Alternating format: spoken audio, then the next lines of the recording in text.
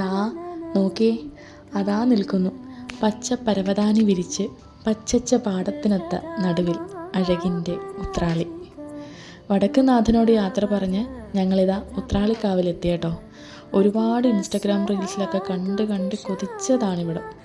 ഈ ക്ഷേത്രത്തെ ഇത്ര സുന്ദരിയാക്കിയിരിക്കുന്നത് പ്രകൃതി തന്നെയാണ്. അതെ, ദേവി തന്നെയാണ് പ്രകൃതിയും. വാക്കുകൾ മതിയാവില്ല വർണ്ണിക്കുവാൻ. നെൽപ്പാടങ്ങൾക്കും മലനിരകൾക്കും പ്രകൃതി സൗന്ദര്യത്തിന് നടുവിലായി സ്ഥിതി ചെയ്യുന്ന ഈ ക്ഷേത്രം ഭക്തിയുടെയും കേരളത്തിൻ്റെ സാംസ്കാരിക പൈതൃകത്തിൻ്റെയും പ്രധാന കേന്ദ്രമാണ്. തൃശ്ശൂർ ജില്ലയിലെ വടക്കാഞ്ചേരിക്കടുത്തുള്ള പ്രസിദ്ധമായ ഭഗവതി ക്ഷേത്രമാണ് ഉത്രാളിക്കാവ് ശ്രീ മഹാകാളി ക്ഷേത്രം. ആദിപരാശക്തിയായ രുധിര മഹാകാളിയാണ് ഇവിടുത്തെ മുഖ്യപ്രതിഷ്ഠ. മലനിരകളാൽ ചുറ്റപ്പെട്ട ഈ പുരാതന ക്ഷേത്രത്തിൻ്റെ ഐതിഹ്യവും ചരിത്രവും നാടൻ ആചാരങ്ങളുമായി ബന്ധപ്പെട്ടിരിക്കുന്നു. പ്രദേശവാസികളുടെ വിശ്വാസമനുസരിച്ച് തലപ്പിള്ളിയിലെ കേളത്തച്ഛൻ മൂകാംബികാ ദേവിയുടെ സാന്നിധ്യം തൻ്റെ ഓലക്കുടയിൽ കൊണ്ടുവന്നപ്പോൾ ദേവി ഇവിടെ വാസമുറപ്പിച്ചു എന്നാണ് ഐതിഹ്യം. മറ്റൊരു വിശ്വാസപ്രകാരം പുല്ല് വെട്ടുന്നതിനിടെ ഒരു സ്ത്രീയുടെ അരിവാൾ വിഗ്രഹത്തിൽ തട്ടുകയും അവിടെ നിന്ന് രക്തം പൊടിയുകയും ചെയ്തതോടെയാണ് ഈ ദിവ്യ സാന്നിധ്യം തിരിച്ചറിഞ്ഞു എന്നാണ് പറയപ്പെടുന്നത്. ദുർഗയുടെ ഉഗ്രരൂപമായ രുധിര മഹാകാളിയാണ് പ്രധാന പ്രതിഷ്ഠ.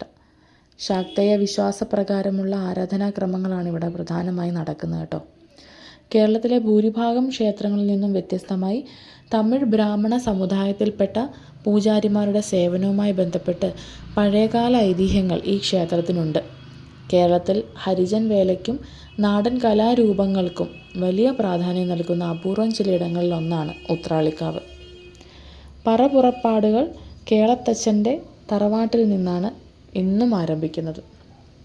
ആണ്ടി, പൂതൻ, തിറ, മൂക്കാം ചാത്തൻ, നായാടി തുടങ്ങിയ നാടൻ രൂപങ്ങൾ ഇവിടെ പ്രധാനമാണ്. മലയാളമാസം കുംഭമാസത്തിലെ 2-ാം ചൊവ്വാഴ്ചയാണ് ഇവിടെ പൂരം കൊടിയേറുന്നത്. 8 ദിവസത്തെ ആഘോഷമാണിത്. രാവും പകലും നീണ്ടു നിൽക്കുന്ന ആന എഴുന്നള്ളിപ്പും പഞ്ചവാദ്യവും പാണ്ഡ്യമേളവും വർണ്ണാഭമായ വെടിക്കെട്ടും ഈ പൂരത്തിൻ്റെ പ്രധാന ആകർഷണങ്ങളാണ്. തൃശ്ശൂർ പൂരം കഴിഞ്ഞാൽ കേരളത്തിലെ ഏറെയധികം ആളുകൾ എത്തുന്ന പ്രധാന പൂരങ്ങളിലൊന്നാണിത്. ഉത്രാളിക്കാവ് ക്ഷേത്രം സന്ദർശിക്കാൻ ആഗ്രഹിക്കുന്നവർക്ക് ഏറ്റവും അടുത്ത റെയിൽവേ സ്റ്റേഷൻ വടക്കാഞ്ചേരിയാണ് കേട്ടോ. അവിടെ നിന്നും ഏതാനും കിലോമീറ്റർ മാത്രം ദൂരമാണ് ക്ഷേത്രത്തിലേക്ക്. തൃശ്ശൂരിൽ നിന്നും ഷൊർണൂരിൽ നിന്നും ബസ്, ടാക്സി, ഓട്ടോ എന്നിവയൊക്കെ എളുപ്പത്തിൽ ലഭ്യമാണ്.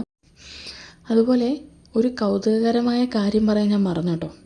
ഉത്രാളിക്കാവ് ക്ഷേത്രത്തിൻ്റെ പിറകുവശത്തുകൂടി റെയിൽപാത കടന്നു പോകുന്നുണ്ട്. ക്ഷേത്രത്തിൽ വരുന്നവർക്ക് ട്രെയിൻ കടന്നു പോകുന്ന മനോഹരമായ കാഴ്ച നേരി കാണാൻ സാധിക്കും.